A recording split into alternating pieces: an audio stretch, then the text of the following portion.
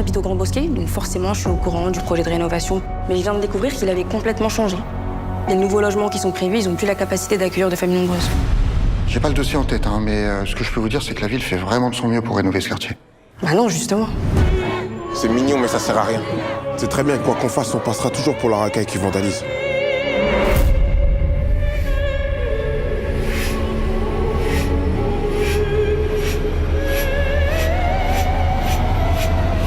On peut pas être que en colère. On peut pas. Si on en a marre de voir toujours les mêmes nous gouverner, c'est à nous d'agir.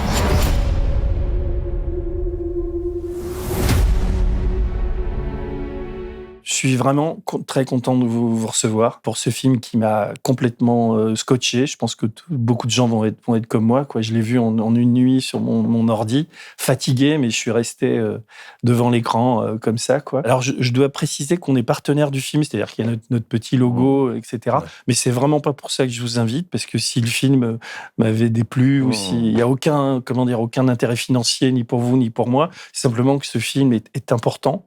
Il est important dans ce qu'il dit, dans ce qu'il montre. Il est important aujourd'hui avec la montée du Front National. On ne donne jamais la parole. Du quoi ? Du Rassemblement. Donc oui, Giordano Gelardini, je ne trompe pas dans le nom. Non. Vous êtes le co-scénariste du film de Lajli, donc qui s'appelle Bâtiment 5, pour lequel vous êtes là aujourd'hui, qui sort cette semaine, l'émission sera diffusée en même temps que la sortie. Donc je suis aussi content de vous avoir tous les deux, parce que le scénar est d'enfer, les personnages sont hyper crédibles, l'histoire est quand même compliquée, puisqu'on est je vais pas la raconter jusqu'au bout, mais pour que les gens se situent, quoi. On est dans un quartier HLM d'une banlieue, ce fameux bâtiment 5, et on a le combat de ses habitants contre une mairie corrompue, avec des personnages très typés, et on est un peu comme dans Les Misérables. Les Misérables, c'était une autre histoire, mais on est complètement emballé. Tu as on se tutoie, tu as cet énorme talent de créer une tension qui ne retombe jamais, quoi. Et je ne sais pas comment tu fais ou comment vous faites, mais évidemment, ça repose sur un scénario. J'imagine qu'il y a eu un grand travail de préparation et d'écriture. Et voilà, donc on va essayer de parler du film, puis aussi de la France et de tout ce que ça recoupe. Donc comment c'est venu ? Quel est le lien avec Les Misérables, etc. Alors, comment c'est venu ? En écrivant Les Misérables, moi, j'avais surtout envie de raconter mon histoire, de témoigner de tout ce que j'ai pu vivre ces 30 dernières années dans mon quartier, à Clichy-Montfermeil. Donc, on s'est dit qu'on allait le penser vraiment comme une trilogie. Donc, on avait un premier volet qui était Les Misérables, qui était plutôt actuel, où on parlait de violences policières. Ensuite, on a eu cette idée de parler du mal-logement, parce qu'à chaque fois, c'est des histoires personnelles. Quand on prend Les Misérables, c'est une bavure policière, c'est des choses que j'ai vécues. C'était une bavure que j'avais filmée à l'époque.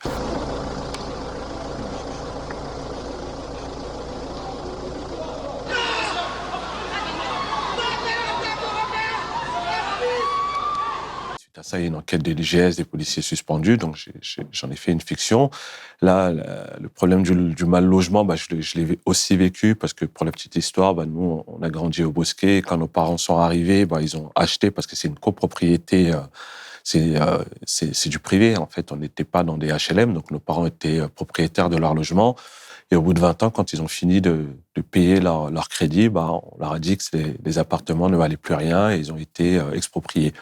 Voilà, pour 15 000 euros. Tes parents, c'est quoi comme boulot, ton père? Mon père était éboueur à la mairie de Paris, ma mère au foyer. Donc voilà, toute sa vie, il a travaillé pour payer son appart, et à la fin, on lui dit qu'il va être exproprié. Donc voilà, c'est quelque chose qui nous a marqué, et il se trouve que c'est arrivé à beaucoup de gens dans le quartier.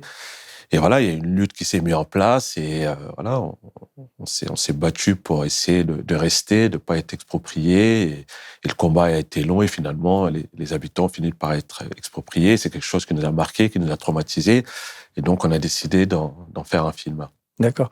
D'ailleurs, la première séquence du film, elle est très frappante. c'est la mort d'une grand-mère dont la petite fille, il l'amène dans le cercueil et le cercueil descend les cages d'escalier et c'est assez suffocant, quoi. Et on se dit, parce que je connais des Africains ou des Français d'origine africaine qui sortent pas de leur maison et souvent des personnes âgées et ils vivent dans une boîte et ils finissent dans une boîte, quoi. Et ça donne tout de suite une tonalité au film, une note. On voit la difficulté, mais on voit aussi la fraternité entre les gens qui portent le cercueil. Et puis après, le film démarre à tombeau ouvert, mais c'était très bien de l'introduire comme ça. Baisse un petit peu. Voilà, baisse un petit peu. Attention. Ah, lâche. Doucement. On recule un tout petit peu encore. Voilà. Attention. Bismillah. Attends, stop, bâche. Vas-y. Attention. Les frères. Bismillah.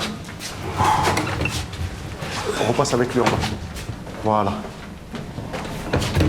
Allez. Doucement. Allez.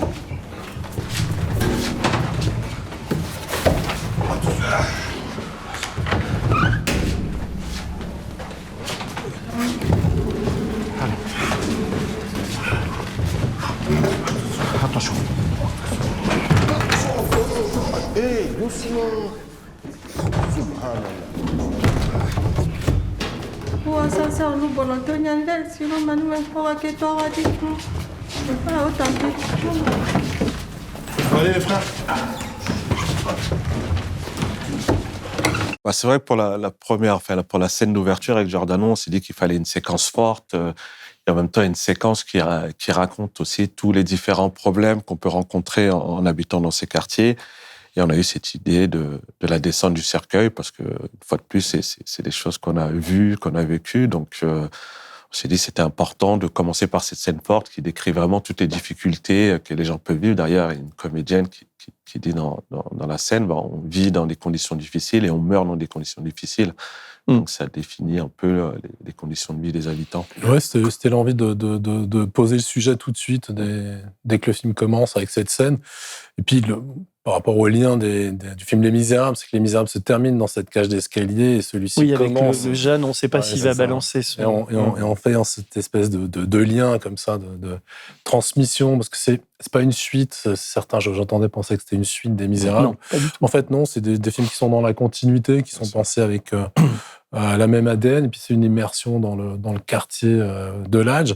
Bâtiment 5, c'est l'immeuble où t'as vécu 20 ans. Enfin, voilà, c'était vraiment la matière première. C'est vrai qu'il y a dans le film, ce qui facilite d'ailleurs ce qui est magnifique dans le film, c'est qu'il y a une unité de lieu, quoi. C'est-à-dire qu'on est beaucoup dans le HLM, beaucoup dans le restaurant, ce restaurant un peu improvisé dans le HLM. Puis on est à la mairie aussi. Puis on voyage un peu entre les deux et dans la maison du maire. Enfin, bon, on va pas raconter le film, mais dans une économie de lieux, vous réussissez à écrire une saga, enfin une histoire parce qu'il y a un énorme travail sur les personnages. Ouais. Alors j'entends déjà la petite musique qui voudrait que ce soit des caricatures, que ça n'existe pas comme ça. Moi, je peux vous dire que le personnage du politique, par exemple, est parfaitement crédible. Enfin, ce qu'il faut raconter, c'est qu'il y a donc c'est une jeune femme qui s'appelle Abby, qui est jouée par une formidable comédienne dont le prénom est Anta Diop, c'est son nom. Ouais. Il y a le casting est d'enfer, mais les deux personnages principaux à mes yeux, c'est elle et puis l'homme politique qui était le flic qui jouait dans Les Misérables, qui est Alexis Mananti. Je connais pas son nom, mais je connais sa gueule. Et autant il était crédible en flic, autant là en politique. Gros enfoiré de politique, on va dire. C'est sûr que... Mais en même temps, il le joue avec tellement de finesse, il y a pas d'excès. Enfin, moi j'ai trouvé, c'est-à-dire, on a toujours un regard un peu critique sur un film, mais j'ai trouvé que tout était d'une grande crédibilité, quoi. Mais sur ce personnage, c'est le personnage qu'on a eu le plus de mal. Très complexe, parce qu'en même temps, on avait peur d'être dans la caricature, et en même temps, on s'inspire vraiment de vrais maires, de différents maires qu'on a pu rencontrer. On a repris des discours. On a repris des discours. Ça a été vraiment... Il y a eu un vrai travail de recherche, parce qu'on savait que c'était un personnage qui était très complexe, et on s'est dit aussi, en traitant un maire de droite, forcément, on va être attendu au tournant, on va nous dire qu'on est dans la caricature, donc tout cas sur ce personnage, les autres aussi, bien sûr, mais il y a eu un vrai travail. On a eu une certaine retenue, parce que quand on écrit et qu'on échange des dialogues comme ça, des fois on se dit non, c'est trop. Et on se dit, ouais, on va nous dire que c'est caricatural. On l'anticipait dans l'écriture. Donc, c'est un scénario qui est écrit il y a 2 ans. On reprenait certains échanges qu'on voit sur certains plateaux et au final, on met ça en bouche dans un personnage de fiction. C'est possible, ça devient ça trop. peut pas marcher. On est même légèrement retenu sur certains échanges. Mais vous dites qu'il est de droite, à aucun moment c'est dit qu'il est de droite. Moi je pensais qu'il était PS, quoi. Je me suis dit. Il ressemblait un peu à Manuel Valls, conservateur. Voilà, on dit entre la droite, l'extrême droite, voilà, la frontière. Non, en tout cas, il se règle l'été, quoi. Mais non, mais c'est pas ça. Vous dites pas dans le film que c'est un mec de droite. Au début du film, on a d'ailleurs Jeanne Balibar qui fait un second rôle qui est génial. Elle joue une députée apparatchik d'un parti, et le maire, c'est la première minute, donc je dévoile pas grand-chose. Le maire meurt, et le premier adjoint, qui est un personnage très important du film, qui joue effectivement aussi très très bien. Donc j'aimerais bien trouver des critiques, mais j'en ai assez peu. En tout cas, lui pense qu'il va avoir le job, et comme il y a des affaires un peu de corruption, on le file à un médecin pédiatre, et qui est là avec une sorte de gueule d'ange en disant je sais pas si je vais puis il accepte le job, puis après il l'accepte vraiment, quoi. Ça devient et il ressemble effectivement à beaucoup de politiques qu'on connaît, des macroniens. Et est-ce que moi, il m'a fait penser physiquement à, comment il s'appelle, Olivier Dussopt, qui est ministre du Travail en ce moment, ça vous dit? Non, physiquement, il a un peu la même... de référence aussi précise. On s'est vraiment inspiré d'un ensemble de maires existants et d'hommes politiques en général. Ouais. Mais c'est ce qu'on disait, c'est un personnage avec lequel, surtout quand on écrit, quand on met en scène, on peut pas avoir... Il faut avoir un peu d'empathie pour tous les personnages, pour les aider à les incarner, pour les diriger. Donc, on cherche quand même toujours l'humanité, même dans un personnage qui nous est pas très agréable au premier abord. Mais c'est sûr, c'était important. En fait, tous nos personnages, on fait en sorte de les humaniser. Même le maire, le personnage du maire, qu'il arrive, quand il rentre chez lui, on découvre sa famille, on voit ses enfants, et c'est important de l'humaniser pour pas être dans la caricature. En fait, j'ai accepté. Sans me consulter? J'ai dû prendre une décision tout de suite. On m'a pas laissé le choix. Ah oui, mais là, c'est une décision qui nous concerne tous les deux. T'aurais dû m'en parler. T'imagines bien que le premier surprise, c'est moi. J'aurais jamais imaginé qu'on me propose un jour de devenir maire. Mais j'ai senti que je pouvais pas refuser. Enfin, toute l'équipe compte sur moi. Mais t'as vraiment envie d'être maire, toi? Je crois, oui. Mais tu sais ce que ça veut dire, que d'être maire d'une ville comme celle-là? Là, il y a des quartiers où t'as jamais mis les pieds. T'imagines même pas comment ils vivent.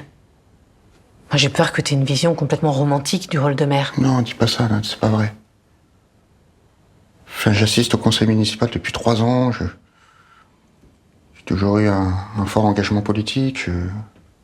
Puis je serai pas tout seul, je serai accompagné, j'aurai des collaborateurs. C'est quand même incroyable, je vais me rendre utile, essayer d'améliorer le quotidien des gens. Au départ, donc c'est une histoire de qui t'est arrivé, mais pas à 100%. Enfin, c'était un peu ça. On va dire presque à 100%. Après, c'est une histoire qui m'est arrivée, ou des histoires des proches, en tout cas des habitants de ces quartiers. Donc, c'est différentes histoires qui se sont réunies, qui se mélangent. Voilà, c'est beaucoup d'histoires perso. Mais ont été expropriés comme les habitants de l'endroit où tu habitais, alors que le bloc était viable, ils auraient pu continuer à y vivre, etc. Bien sûr, l'immeuble était encore en état, il y avait peut-être des rénovations à faire, mais bon, à un moment donné, ils ont décidé de vouloir détruire la tour pour construire des tours plus petites. Et on se rend compte, quand on détruit une tour de 150 appartements et qu'on construit des petits immeubles qui font peut-être 50, 60, voilà, il y a peut-être une centaine de familles qui restent sur la touche. Donc, qu'est-ce qu'on en fait? Qu'est-ce qu'ils deviennent? Et comment, entre l'intuition de départ où tu voulais raconter cette histoire-là et la mise en place, on va dire, du scénario, comment vous avez travaillé ensemble et pourquoi vous travaillez à deux? Parce que toi, tu viens du même milieu ou tu débarques dans un quartier populaire du 19e arrondissement de Paris. Après, dans l'idée, on avait quand moi j'avais fait déjà un premier cours qui s'appelait Les Misérables, suite à ce cours, on a voulu le développer en long métrage, donc j'étais à la recherche d'un scénariste, donc je rencontre Giordano Cederlini. Donc voilà, la rencontre se passe plutôt bien. Hein. En fait, dès la première rencontre, ça a bien accroché, et on s'est dit, allez, pourquoi pas, et en 6 mois, on a écrit Les Misérables. Pour être très franc, on le disait pas souvent, mais en 6 mois, on a fini le scénario des Misérables. Et là, on a mis 2 ans. Dans la continuité... Et là, vous avez mis 2 ans. Là, on a mis 2 ans, on a mis beaucoup plus de temps. Après, on a pris le temps aussi de le faire, parce qu'on s'est dit, déjà, le deuxième film, c'est quand même l'un des plus durs. Le sujet est un sujet quand même important. On savait que c'était un film qui était assez politique, et qui était engagé. Donc, on s'est dit, voilà, on prend le temps de le faire, on n'était pas pressé. Est-ce que ça a été facile à produire, à trouver des financements, vu le sujet? Sincèrement, non. Non, après le succès des Misérables, on va pas se mentir. Ça fait combien d'entrées vous avez fait? Ça fait 2 200 000 entrées. Donc, c'est ça quand même un succès qui permet de non, ça c'est vu. D'être plus à l'aise pour le prochain. Et oui, ça va, ça a été. Enfin, c'est les producteurs Srapim qui ont financé le film, mais on n'a pas eu de difficultés. Non. Et pourquoi ça prend 2 ans? Alors, qu'est-ce qui a été compliqué à écrire ou à trouver? Déjà, un scénario, c'est quand même assez long. Ouais, la moyenne d'un scénario, c'est 2 ans, voire 3 pour certains. Après, il y en a qui arrivent à l'écrire en 1 an. Mais voilà, ça a été beaucoup de recherches. Le point de départ du scénario, je voulais faire un biopic sur Claude Dillin, qui était l'ancien maire de Clichy-sous-Bois et qui a beaucoup œuvré pour le mal logement et qui est aujourd'hui décédé. Donc ça a été le point de départ. C'était un maire socialiste. Et ensuite, on a basculé sur un maire de droite. Donc tout ça, c'est les recherches. En écrivant, on s'est rendu compte que c'était assez compliqué de parler de ce maire qu'on a connu. En même temps, on voulait pas abîmer le personnage. Donc, finalement, on a basculé sur un maire de droite. Donc, tout ça, c'est des recherches et du temps. On peut écrire pendant 6 mois sur Dillin et finalement, 6 mois de taf, ça passe à la trappe et on repart sur un autre personnage. Donc, voilà. C'est vrai, mais ce sont des vraies questions, justement, plus tard de mise en scène et de qu'est-ce qui est plus approprié quand on veut rendre hommage. En tout cas, c'était le cas de Claude Dillin. Est-ce qu'un documentaire n'est pas plus... le mot est bizarre, mais plus honnête, quoi, que de vouloir faire une fiction? Parce que certaines fictions, il y a eu des fictions faites à partir de documentaires, et des fois on se dit, moi, je préférais le documentaire. Parfois, je vois pas l'intérêt de la fiction. Je m'en excuse. Mais dans d'autres cas, on a tourné en rond en se disant, mais il fallait peut-être rendre plus de tension, et ça changer complètement de type de maire, d'avoir un maire qui est plus dans le conflit, ça nous permettait de poser des choses qui nous semblaient plus importantes que le prisme. Et on se rend compte quand on a basculé sur un maire de droite, tout de suite le scénario a déroulé beaucoup plus vite, plus d'action. Là, on était vraiment plus dans l'élément et dans la continuité de ce que j'ai toujours fait, même des Misérables. Donc finalement, et c'est ça, c'est que Ladj, c'est un metteur en scène qui a besoin de cette dynamique. Quand j'écris avec lui, quand on échange comme ça, il faut que c'est ce rythme-là. Et c'est quelque chose qui va retravailler ensuite sur le plateau, au moment du tournage et au montage. C'est un autre travail énorme où il y a presque une réécriture de certaines séquences pour qu'elles montent comme ça en puissance. Enfin, c'est une cocotte minute. Fabriquer une cocotte minute, c'est un boulot. Le film, c'est un peu ça. Effectivement, une cocotte minute. Et d'ailleurs, quand on a vu Les Misérables, même si dans Les Misérables, il y a évidemment plus d'action, plus de la rivalité entre policiers et jeunes est quelque part plus facile. Là, on est beaucoup plus dans la nuance, mais encore une fois, la tension est permanente parce que les personnages sont vraiment très bien écrits et très bien pensés. Parce qu'il y a tout un jeu entre 5 personnages, on peut dire, qui sont le maire, son adjoint. Bon, je vais pas. Après, c'est vrai que pour nous, ça a été un vrai pari de se dire qu'on allait faire un film politique, posé, qui parle du logement, mais comment on arrive à faire un film qui est dynamique avec ce genre de sujet. Donc, ça a été un vrai pari. Donc, à chaque scène, on faisait en sorte de faire monter toujours, faut pas que ça soit chiant. Exactement, ça c'était ma phrase. Ça soit chiant. Je vous rassure, commence un peu à se faire chier, là, tout de suite. Donc, voilà, il faut... Parce que, regardez, moi, j'avais une journée, j'étais 00h30, quoi, quand j'enclenche le truc. En baillant, tu vois, t'es là devant l'ordi, puis t'es là, tu bouges pas, quoi. En tout cas, ça a eu cet effet-là sur moi. Je voulais réagir à ce que tu dis sur le rapport entre réel et fiction. Je pense que t'es à un endroit assez particulier dans le cinéma où moi, je pense que la fiction, c'est le meilleur moyen de dire le réel. Et pourtant, j'ai fait des documentaires. Je crois aussi, t'en as fait des documentaires. Je viens de là, surtout, Et j'ai vécu personnellement le documentaire sur Clearstream et le film, l'enquête avec Lelouch qui joue joué mon rôle. Et l'impact de la fiction, et c'est 100 fois plus fort que le documentaire. Je sais bien. C'est bien pour ça c'est des vraies questions. Il y a dans le cinéma français, il y a La Syndicaliste, par exemple. Oui, bien sûr. Le film sur que vous avez sans doute vu, il y a eu des documentaires, et quand tu vois le film, tout de suite. C'est tout de suite le problème devient politique, les gens, et je pense que ce film-là, c'est vraiment salvateur pour ça. Bien sûr. Surtout, moi, je viens surtout du documentaire. Moi, j'ai commencé par faire surtout du documentaire sur différents sujets dans les quartiers, différents conflits. Donc, je viens de là, et surtout, moi, ma passion, ça a été de filmer. Moi, à 17 ans, j'ai acheté ma première caméra, donc j'ai toujours filmé. C'est un truc qui m'a toujours passionné. Et on se rend compte que oui, le documentaire, malheureusement, on n'arrive pas à atteindre vraiment les objectifs. On a l'impression qu'on est limité. Moi, la plupart de mes documentaires, souvent, ils n'ont pas été diffusés en télé. J'ai balancé sur Internet. Donc, je me suis dit, à un moment donné, si je veux toucher un plus large public, il faut que je passe à la fiction. Et on se rend compte que oui, avec le cinéma, on arrive à atteindre plus de gens. On arrive à faire en sorte que le film voyage, qu'on puisse débattre avec des gens, et c'est ce que je trouve intéressant aussi. Mais dans ton documentaire 365 jours à Montfermeil, on retrouve tous les personnages, quasiment des Misérables et de Bâtiment 5. Par mesure de sécurité, je demande de circuler.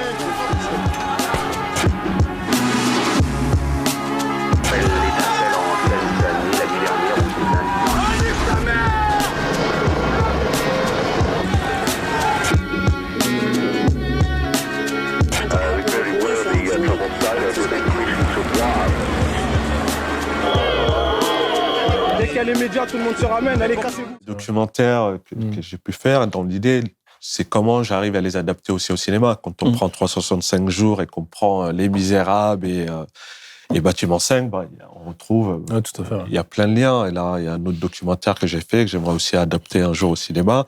C'est 365 jours au Mali, où j'ai filmé le conflit en 2012, dans le nord du Mali, avec les rebelles Touaregs. Donc voilà, tout ça, c'est des sujets qui m'intéressent, que j'ai fait en documentaire, et un jour que j'aimerais aussi adapter au cinéma. Je m'appelle Ladj. Je suis français d'origine malienne. J'ai grandi en France, mais je connais bien le Mali. Malheureusement, aujourd'hui, il semble faire partie des endroits les plus préoccupants du monde. J'ai donc décidé de prendre ma caméra, et avec Saïd et Ben, on s'y est rendu. Sans filet, sans carte de presse, comme d'habitude. C'était avant l'arrivée de Daesh et tout ça? Ah ouais. Nous, on est vraiment les premiers à arriver sur zone. Il n'y avait encore aucun journaliste qui avait mis les pieds, avant même la création des groupes armés. Et en fait, 1 an après, il y a eu les premiers groupes qui se sont constitués, le coup d'État, et à partir de là, l'intervention française.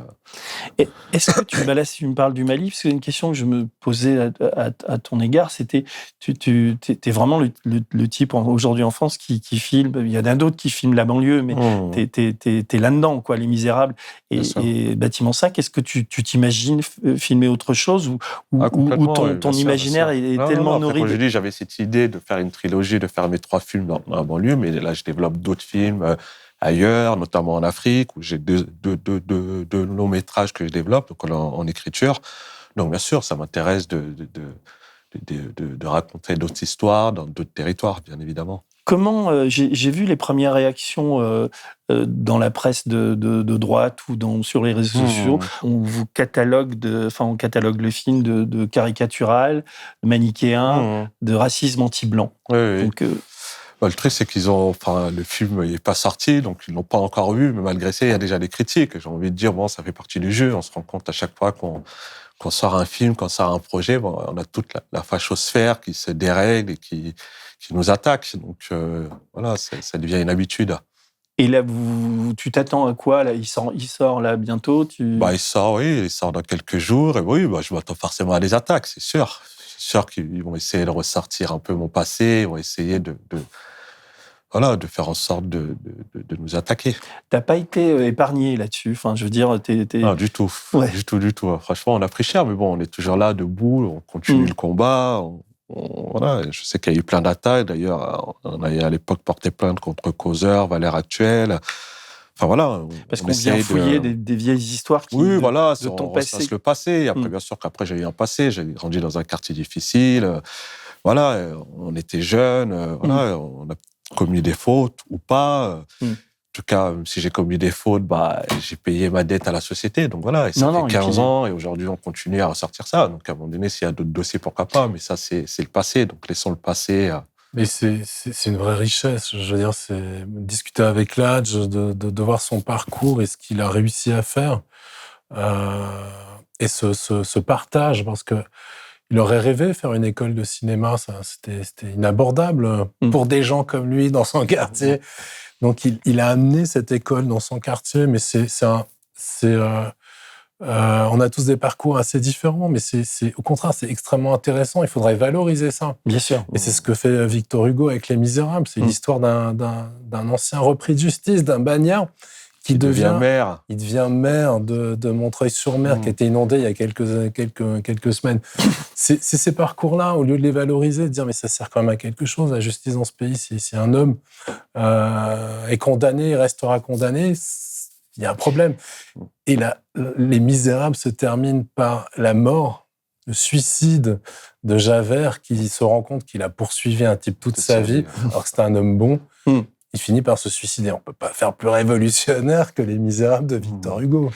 D'ailleurs, j'ai trouvé qu'il y avait plus que les policiers s'en sortent mieux dans Bâtiment 5 que dans Les Misérables. T'as évidemment des CRS qui frappent et tout ça, mais il y a aussi pas mal d'humanité chez cette femme qui essaie d'aider la... Ouais. Bah, c'est sûr que quand on compare aux Misérables, même Le Misérable, c'était pas un film anti-policier. Au contraire, on s'est mis vraiment dans la peau des policiers. On a essayé aussi de comprendre leurs difficultés. Donc, c'est pas un film à charge contre les policiers. Dans celui-ci, Bâtiment 5, oui, forcément, on a aussi humanisé ces policiers parce qu'on se rend compte que, c'est pas tous des cons. Malheureusement, il y en a qui font mal leur travail, il faut le dénoncer. Tes premières colonies, c'était avec qui? Bah oui, en plus, nous, clairement, moi, j'ai grandi dans le quartier à Montfermeil. On avait un centre de loisirs qui s'appelait le CLG, qui était dirigé par la police. Donc, nous, depuis tout jeune, on avait un lien plutôt cool avec les policiers. C'était nos animateurs. Donc, on s'est toujours entendu avec eux. Bon, après, Sarkozy a nué à casser la police de proximité. Mais nous, je veux dire, on n'est pas anti-policiers. Nous, on dénonce juste les violences policières. On dénonce les policiers qui agissent mal. Mais je veux dire, même dans mon film, on les a traités normalement. D'ailleurs, cette policière qui est issue de la diversité et qui arrive à comprendre, qui arrive à comprendre Abby et qui compatit.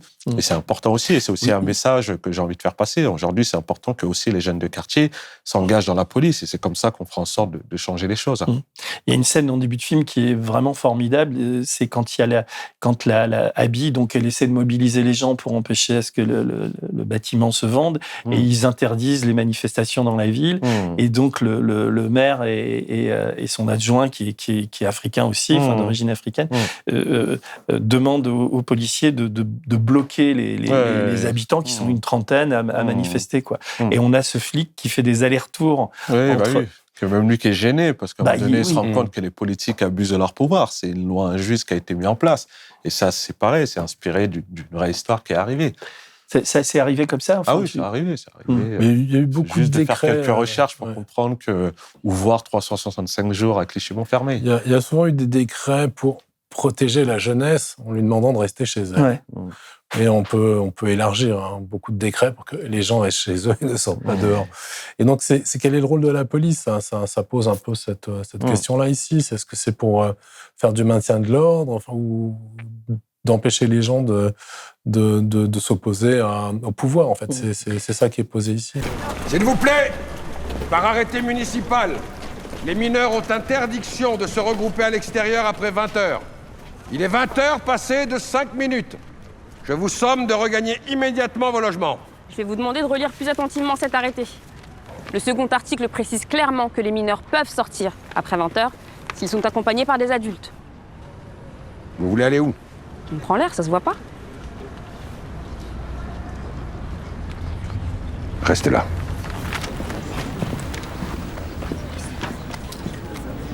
En fait, je ne vois rien d'illégal si les adultes accompagnaient les jeunes.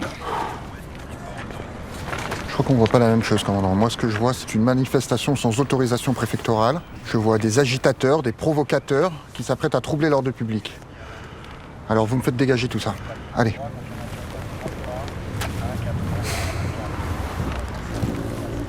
Et alors, dans le film, il y a ce qui... Justement, je parlais de cette scène, on va dire, originelle dans les rapports entre policiers et manifestants, enfin, entre guillemets, manifestants.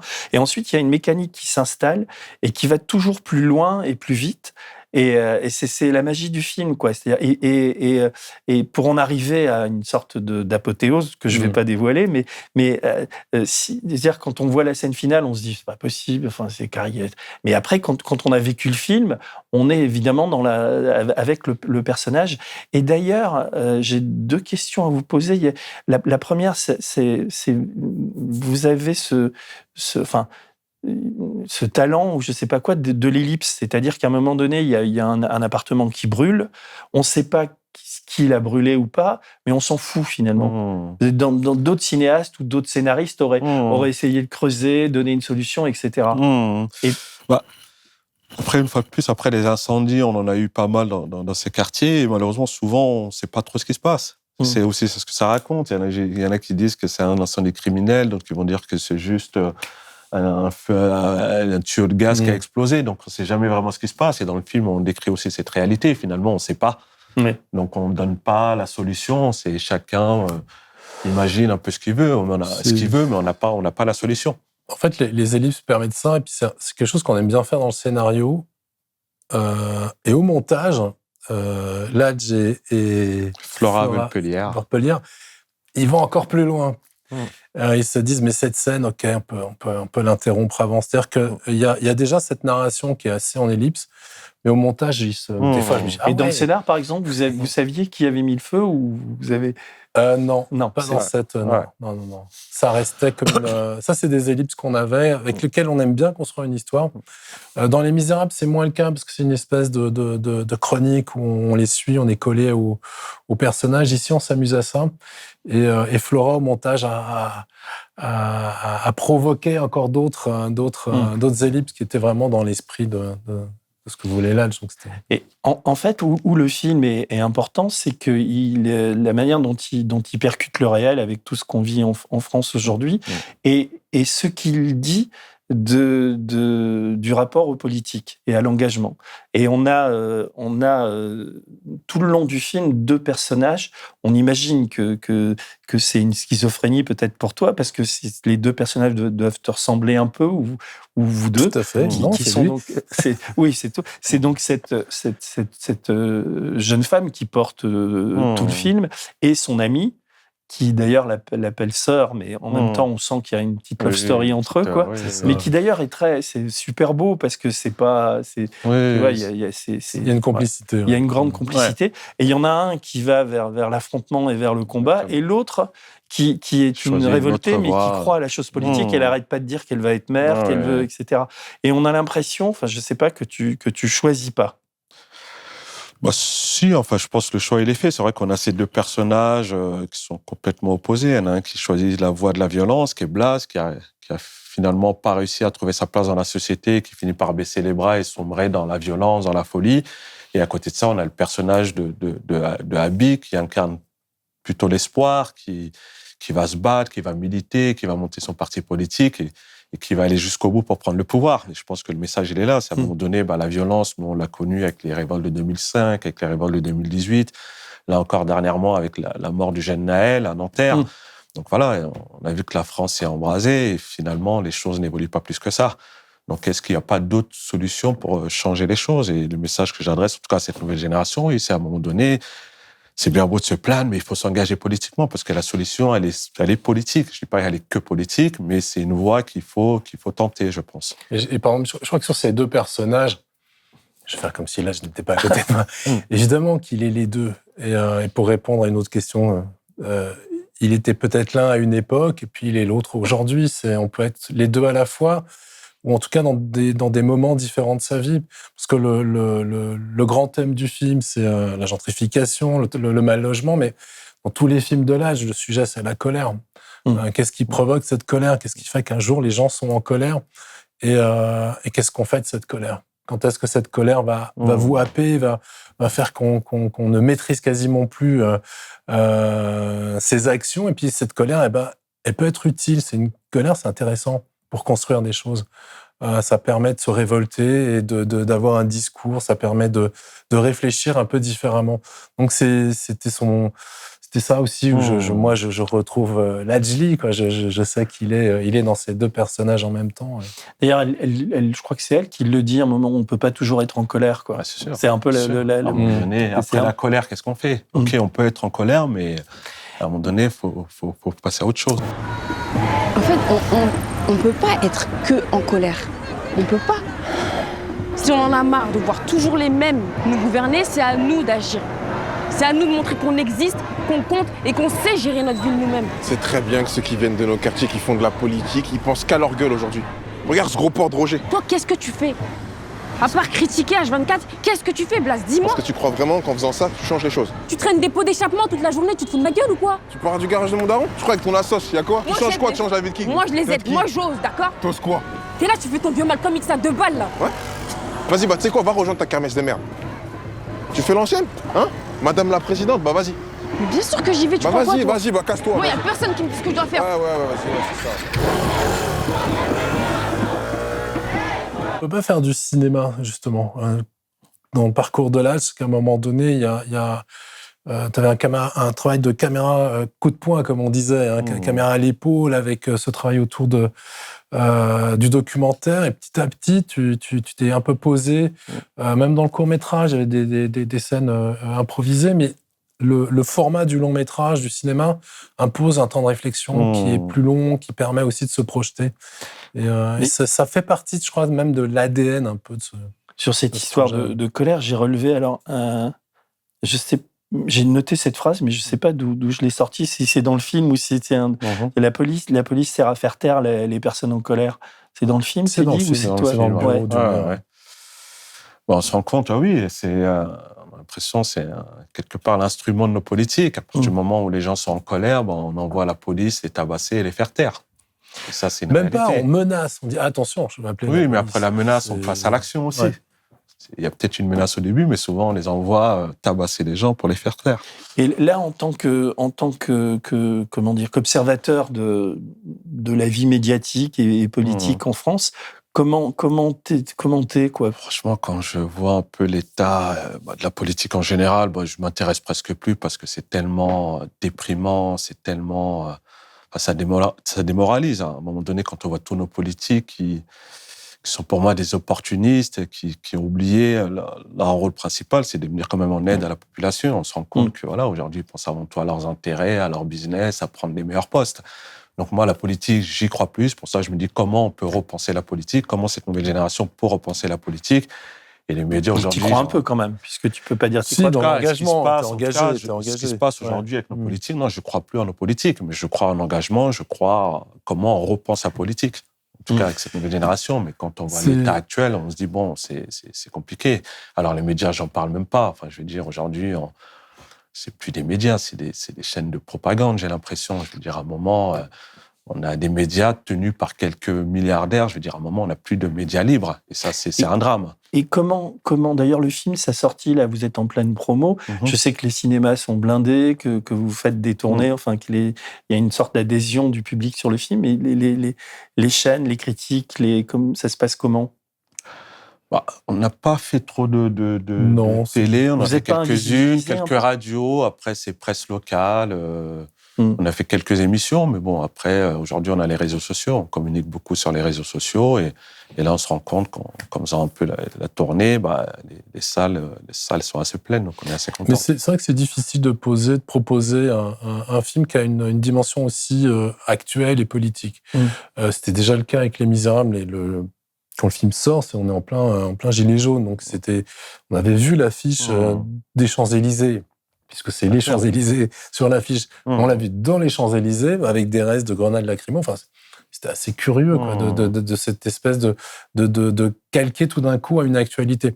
Ici, c'est pareil, puisqu'à un moment donné, sans décrire le scénario, il y a confrontation, un maire qui est agressé. C'est des choses qu'on est en train de voir, parce qu'on parle aussi de ça. Mais ça, vous l'avez écrit il y a 2 ans. Oui, mais c'est... On se rend compte, c'est 6 mois, on a exactement la même scène. D'autant plus que c'est la seule scène fictionnée qu'on avait dans le scénario. Fictionnée dans laquelle on se projette, on se projette. On s'est dit à un moment donné, c'est la suite. Forcément, ça va arriver. C'est ce qui va arriver. Et parce qu'on observe, on est presque étonné qu'on dise « Ah, vous avez deviné ». Enfin, deviné, non, on n'est pas... Et c'est pareil, si je dois prendre un autre exemple, pardon, je te coupe, mais pour le film, j'ai bossé sur le film d'Athéna, avec Romain Gavras, qui réalise ce film, on a coécrit. Pareil, quand on a sorti le film, les gens nous ont dit « vous exagérez, là, vous allez trop loin ». Et finalement, 6 mois après, on a eu la mort du jeune Naël et on a eu les mêmes scènes d'Athéna. Voilà, on a l'impression que la réalité dépasse la fiction. Donc voilà, après, à force de lui... tellement inspiré du réel, c'est étonnant qu'on soit presque les seuls à voir ça, quoi. Non, mais d'ailleurs, à un moment, je me suis dit, comme ça, je me suis dit 2 choses. Je me suis dit, si c'était un mec comme Zemmour qui était l'homme politique, il tient des propos tellement délirants, mais qui sont repris tout le temps. Effectivement, ce que vous disiez tout à l'heure, on ne pourrait pas y croire. Les mecs, ils ont picolé quand ils ont écrit le scénario. Mais là, ce qu'il dit, c'est infiniment pire. Et le truc qui m'est venu, mais ça n'a rien à voir, je me suis dit, le type, il a quand même été condamné pour incitation à la haine et à la violence, pour racisme, etc., comme peine de torture pour lui. Ce que je proposerais, c'est que pendant 30 jours et 30 nuits, on lui repasse Bâtiment 5 en permanence. Je pense que ça lui ferait du bien. Ça lui ferait du bien. Mais je pense. Est-ce que vous pensez que ce genre de film peut changer les valeurs de ces gens-là? Parce que ça sert à rien d'aller convaincre des gens comme nous, comme moi, ça sert à rien. L'idée, ne serait-ce juste le fait qu'ils se rendent compte de cette réalité, ce serait déjà ça. Parce qu'aujourd'hui, quand les gens, même le public, quand ils voient le film, ils disent « on ne se rendait pas compte que ça se passait comme ça vraiment de l'intérieur ». On entend parler des quartiers à travers les médias, à travers les politiques, et on se rend compte qu'il y a un fossé qui est énorme. Et nous, avec nos films, on essaie d'être vraiment au plus près de la réalité et raconter les vraies histoires sans être dans les clichés, en étant juste, en étant sincère dans ce qu'on raconte. Donc, je pense que ça peut leur faire du bien. Après... Ça changera pas leur regard et leur discours qui est extrêmement bien élaboré, qui fonctionne très bien. Je parle quasiment de marketing. C'est un discours qui est très efficace aujourd'hui, qui est difficile à déconstruire. Chose qu'on fait, je crois, à Blast assez souvent. À déconstruire, ça, on perd un temps fou. Ils ont déjà enchaîné une autre polémique. Il faut essayer de redémonter. On est toujours en retard. Pour ça, ils sont très forts. Et le cinéma permet quoi? De tout d'un coup d'avoir une visibilité, de provoquer des échanges, de provoquer des débats. Là, j'accompagne le film dans toutes les projections parce que le film sert à ça, à ce que, si possible, les gens restent et qu'on puisse discuter avec eux. T'as déjà fait toute la France, là, en quelques semaines. Il est épuisé. Ça fait 2 mois qu'on tourne. Non, mais c'est super intéressant d'être au plus près du public, d'avoir la réaction et surtout... On se rend compte, après chaque projection, on part sur des débats de 30 minutes, finalement, ça dure 1h30. Et ça devient limite des tribunes politiques, on a pas mal d'associations, des gens engagés, des politiques, enfin, même des gens, des jeunes, on a vraiment toute la population qui est là et ça permet de lancer le débat et je trouve ça super. Et est-ce que tu acceptes de débattre avec des gens du Rassemblement National ou de gens de droite ou des... Non, franchement, ça m'intéresse pas. Pour dire quoi. Enfin, non, mais je pose la question. En plus, dans les médias, on sait très bien qu'aujourd'hui, on n'est plus vraiment libre. Après, ils peuvent manipuler le truc. Enfin, je veux dire, on n'a plus confiance. Donc, partir dans des débats avec l'extrême droite, moi, ça ne m'intéresse pas du tout. Nous, on discute. C'est-à-dire qu'on n'est pas professionnels du plateau. Et on est face à des gens qui ont une maîtrise absolue de la punchline, de ce genre de choses. Et il n'y a pas de débat. Ils sont là pour dérouler. Ils sont là pour dérouler, placer 2 petites choses. Et n'importe quelle question va servir à pouvoir orienter ce qu'ils ont envie de... C'est du monologue, en fait, avec l'impression que c'est un plateau, mais c'est que du monologue. C'est un peu frustrant aujourd'hui. Ouais. Et dans les débats que tu as fait en province, tu me dis depuis 2 mois, est-ce que tu sens qu'il y a parfois des oppositions, des gens qui te disent, qui ont des... Oui, ça arrive. Là, notamment, on avait fait un débat, je ne sais plus, à Lyon ou ailleurs. Il y avait une dame qui disait, le maire, il est un peu caricatural, je ne sais pas si ça existe vraiment. Bon, je lui ai expliqué, moi, j'inspire d'un vrai maire, donc on n'est pas dans le cas. On pourrait penser que c'est une caricature, mais malheureusement, ça existe vraiment. Donc après, c'est bien aussi d'avoir des gens qui s'opposent aussi. La mairie, elle veut racheter 15 000 € les appartements. Mais vous vous foutez de nous, vous, ou quoi? Excusez-moi, je vous rappelle. Ils en valent au moins 100 000. À tout de suite. C'est quoi ces manières, là? Qui vous a laissé rentrer? Sortez immédiatement de mon bureau. Vous voulez racheter 15 000 € des appartements que des familles ont mis plus de 20 ans à payer. Avec des taux de crédit de malade, en plus. Ces appartements, ils valent plus rien. Et vous le savez très bien. Hein? En réalité, c'est la commune qui les rachète pour pouvoir les rénover. Encore une fois, c'est aux contribuables de payer pour vous. Putain, mais arrêtez un peu. Arrêtez, vous avez laissé le quartier se dégrader comme ça, année après année, exprès. Toutes vos conneries de rénovation ou je sais pas quoi, c'est à ça que ça sert. Dites-le, c'est pour vous débarrasser de nous. Vous avez terminé? Bon, allez, fichez le camp ou j'appelle la police. Parce que c'est à ça qu'elle vous sert, vous, la police. Hein? À faire taire les gens qui sont en colère. Là, ils sont en train de nous pondre une loi sur l'immigration, tu vois. Enfin, c'est le film. Le film montre bien ces travailleurs migrants qui sont là, qui vivent comme ils peuvent dans des conditions terribles et terribles. Après, quand ils doivent perdre leur logement, quoi. Donc, c'est pour ça que le film, il faudrait que. Est-ce que, par exemple, des gens du pouvoir, vous avez des retours d'Emmanuel Macron ou des gens... Bah oui, on essaie de le faire voir. Là, on l'a fait voir récemment à Jean-Louis Borloo. Ouais, c'est ça. Et qu'est-ce qu'il dit, Borloo? Du plan Borloo, le film l'a touché, le trouve sincère, très juste, ça décrit une réalité, d'autant plus qu'il connaît très bien le sujet. Les plans banlieue, c'était lui? Le plan banlieue, c'est lui qui l'a lancé. Là, encore dernièrement, Macron lui avait commandé un plan banlieue, un plan un plan banlieue, il a fini à la poubelle. Ouais, donc on se dit, il n'y a aucune volonté politique pour faire changer les choses. Lui-même, il le dit, c'est compliqué. Là, je sais qu'en janvier, on fait une projection à l'Assemblée nationale. L'idée, c'est de le faire voir aussi aux politiques, qu'ils se rendent compte de cette réalité, parce que j'ai l'impression qu'ils sont vraiment loin de tout ça et qu'ils n'arrivent pas à se mettre un peu à notre place et comprendre les problèmes. Donc, c'est bien de les confronter à cette réalité. Et il y a cette humanité, parce que vous évoquiez la scène d'ouverture, qui est descendre un cercueil par des escaliers, puisque les ascenseurs sont continuellement en panne. Enfin, c'est dramatique. Mais ça, il y a une solidarité, il y a une entraide.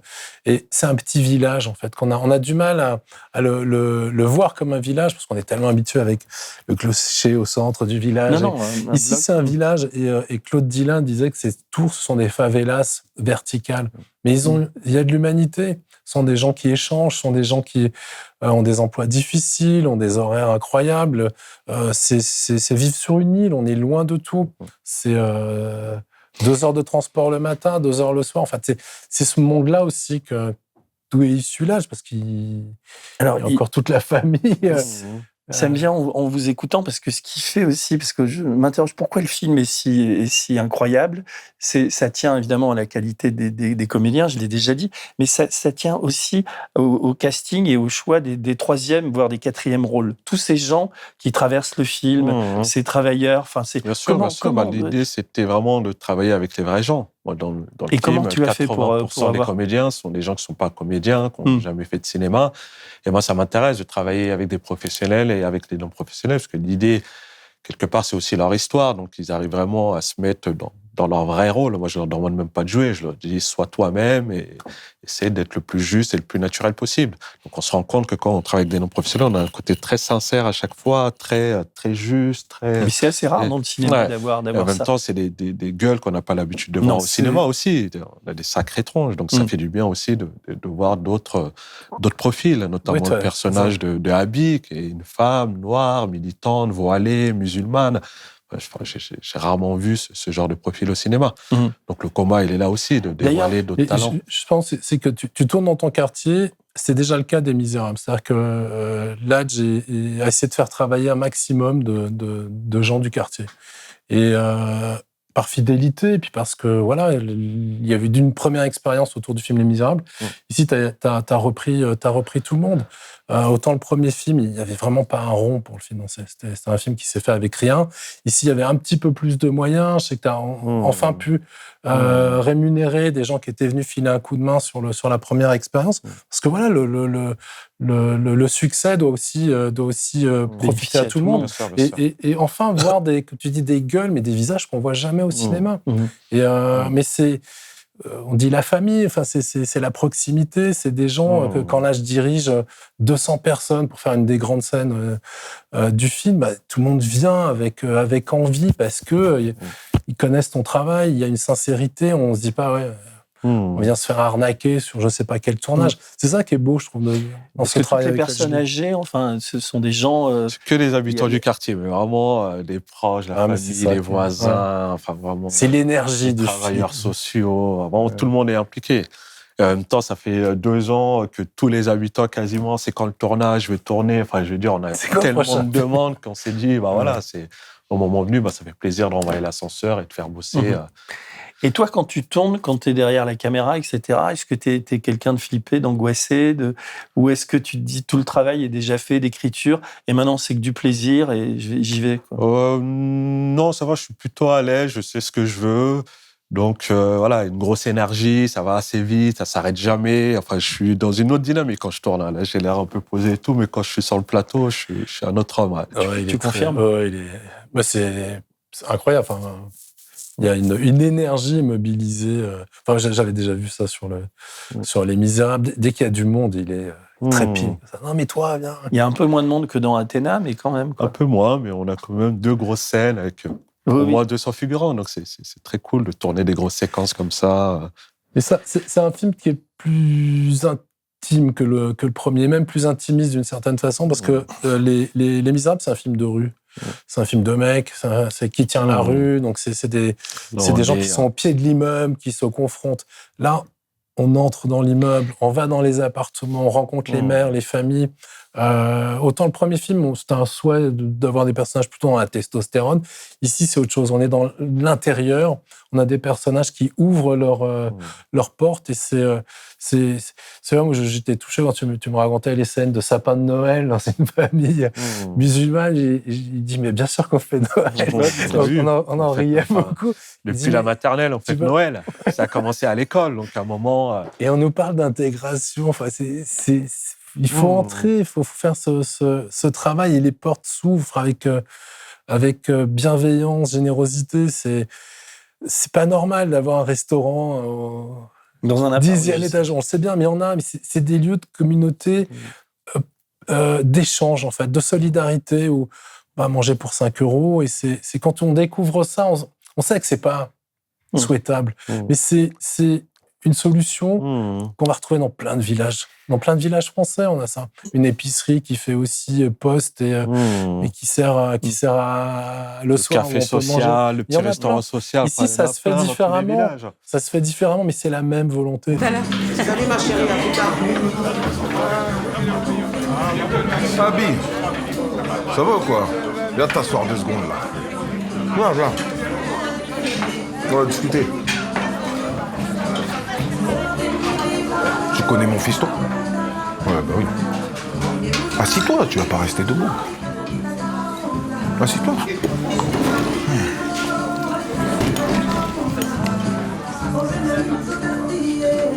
C'est bien ce que tu fais dans le quartier. Tout le monde t'aime bien par ici.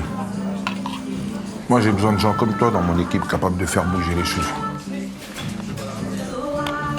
Tu sais quoi? La semaine prochaine, on vote le budget pour les associations. Je serais très content de pouvoir te soutenir d'une façon encore plus amicale. Ça te va? Pourquoi vous essayez de nous la faire à l'envers? J'ai vu les plans des nouveaux immeubles des Grands Bosquets, là. Il n'y a rien qui est prévu pour les familles nombreuses, alors que de base, c'était quoi le plan? Reloger tout le monde, non? Oui. Mais moi, je sais pas ce que tu as vu comme plan. Mais c'est normal qu'un projet, tant qu'il n'est pas construit, il évolue encore un peu. Ouais, ça je suis d'accord, il n'y a pas de problème. Mais on fait comment pour faire rentrer des familles nombreuses dans des appartements où il n'y a pas plus de 2 chambres? Mais ça, c'est la spécialité de certains, ça, non? De remplir des appartements privés pour une famille normale, avec 15 gamins, cousins et tantes débarqués du bled. Il y avait dans Athéna, d'ailleurs, puisque tu as coécrit Athéna, et dans Les Misérables, la religion, les imams étaient très importants dans pour donner une loi au quartier. Il y avait la loi religieuse, etc. Là, dans Bâtiment 5, on l'a moins, ça. On l'a un petit peu au début, mais c'est comme si... Je sais pas, tu avais abordé la question avant. Est-ce que d'ailleurs la religion pour toi, est-ce que t'es quelqu'un de religieux, enfin c'est important dans ta vie ou... Oui, après ça c'est personnel. Oui, mais c'est sûr que dans nos quartiers, la majorité des gens sont musulmans. Donc voilà, l'islam a une place importante. On l'a traité dans Les Misérables, dans Athéna, ils sont assez présents et ils jouent un rôle important aussi dans la cité. Et malheureusement, aujourd'hui, quand on entend parler de ces religieux, c'est mais parce que c'est assez flippant, mais la réalité du terrain, voilà, ils sont là. Le personnage principal porte un foulard de façon On se pose même pas la Parle question, nous, Sportatoire, c'est qui est- presque, qui est, enfin, c'est normal. C'est une Française Non, mais d'aujourd'hui. ce que je trouve avec le recul, comme ça, ce que je constate, c'est que dans le débat public aujourd'hui, la question de l'islam, vous voyez bien à quel point elle est prégnante, que ils sont constamment attaqués. Dans le film, ça fait partie des ellipses, quoi. On sent qu'elle est présente, mais tu l'abordes pas frontalement, il n'y a pas de dialogue autour de ça, etc.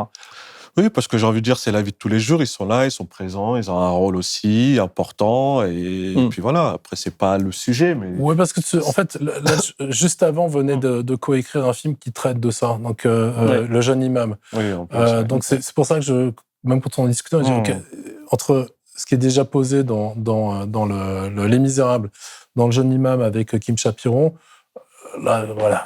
On va pas remettre encore. On a fait le job. En tout cas, ça a déjà été évoqué. On a parlé de l'islam dans les quartiers, sans être dans les clichés. Voilà, c'est une religion. Il y a 6 millions de musulmans en France qui vivent normalement. Donc, à un moment, voilà, ça ne devrait même pas être. Ce que je voudrais dire aussi avant de conclure, parce que c'est un film hyper émouvant. On a toujours la larme à l'œil.